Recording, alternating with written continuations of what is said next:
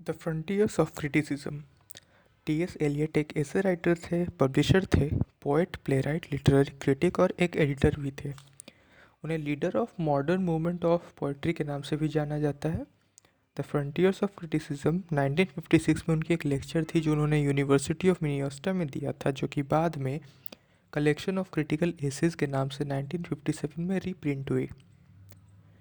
इसमें उन्होंने literary criticism के बाउंड्रीज को डिफाइन किया था और ये बताया था कि वो कौन से फैक्टर्स हैं जो कि ये कंस्टिट्यूट करते हैं और क्या नहीं।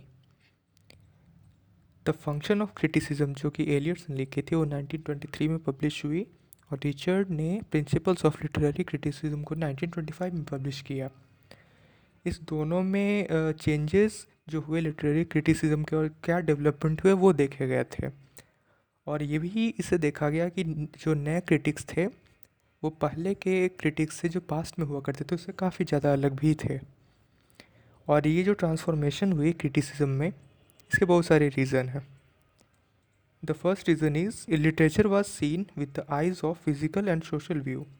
इसका मतलब कि लिटरेचर को अब एक सोशल पॉइंट ऑफ व्यू से और एक फिजिकल पॉइंट ऑफ व्यू से भी देखा जाने लगा, जिसमें कि लैंग्वेज के अंडरस्टैंडिंग को बेटर तरीके से समझने की कोशिश की गई।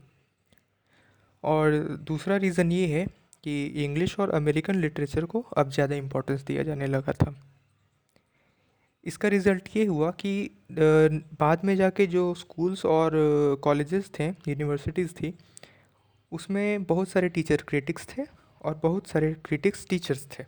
एलियट ने अपने लिमिटेशंस और लिटरेचर में अपने कंट्रीब्यूशंस को डिस्कस किया था।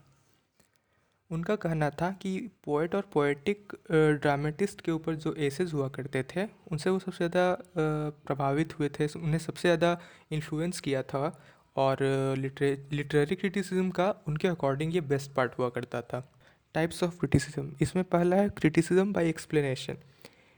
इसमें जो क्रिटिक्स होते थे वो ज़्यादा ध्यान देते थे पोइट्स के बायोग्राफी पे, उनके लाइफ पे, लेकिन एलियट का ऐसा कहना था कि किसी भी पोएम को समझने के लिए पोएट के बैकग्राउंड को जानना थोड़ा इम्पॉर्टेंट है, लेकिन उसके उसके पोएम्स के मीनिंग को जानने के लिए उस पोएट्स के बायोग्राफी का उतना इंपॉर्टेंस नहीं है। यानी उनके अकॉर्डिंग जो बायोग्राफिकल डेटा हुआ करता था वो उतना इम्पॉर्टेंट नहीं था किसी भी पोएम को समझने के लिए, क्योंकि एक एक इंसान के लिए ये ज़रूरी होता है कि पोएम का मतलब क्या है ये जानना, और ये जानना नहीं कि उस पोएम को क्यों लिखा गया था। दूसरा टाइप है lemon squeezer schools of criticism. Eliot का ऐसा कहना था कि कुछ क्रिटिक्स जो होते हैं वो उसके stanza by stanza, line by line इतने ज़्यादा मीनिंग्स निकाल देते हैं कि उसका मतलब कुछ और होता है लेकिन उनके अकॉर्डिंग उसका कुछ और मीनिंग हो जाता है। तो एक रीडर के लिए ऐसे पोएम को समझना इजी नहीं होता है और बिना प्रॉपर अंडरस्टैंडिंग के ना ही वो इन्जॉय कर पाते हैं इसको पढ़ना और ना ही उसे समझ पाते हैं। तो इसका कंक्लूजन ये है कि एक पोएट को और भी इंटरेस्ट होते हैं पोएट्री में, लेकिन वो पोएट है क्योंकि उसका प्राइमरी इंटरेस्ट पोएट्री में है, जो कि उसके एक्सपीरियंस और उसके थॉट्स को और ज़्यादा एडवांस और दिन पर दिन और डेवलप करता है, इसलिए वो पोएट्री में और भी ज़्यादा अच्छे वे में अपने चीज़ को रिप्रेजेंट कर पाता है।